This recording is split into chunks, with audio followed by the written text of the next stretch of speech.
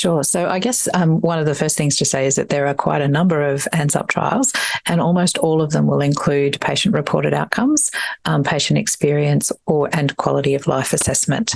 So we have a small number of studies that are looking specifically at nursing, supportive care unmet needs, and patient-related outcomes. In particular, we have ongoing a survey of the supportive care unmet needs of men with penile cancer, and that also includes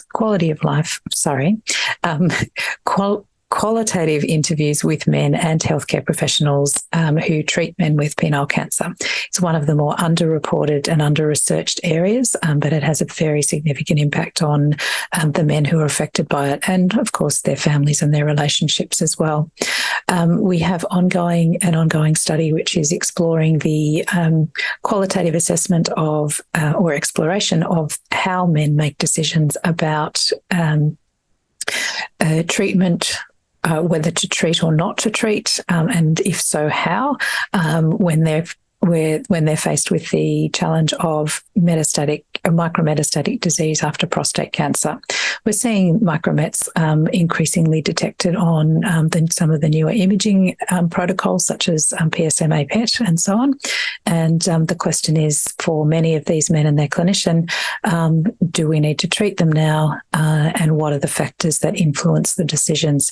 So we're exploring those decisions and how they're made with men, also with healthcare professionals who work with them to make the decisions.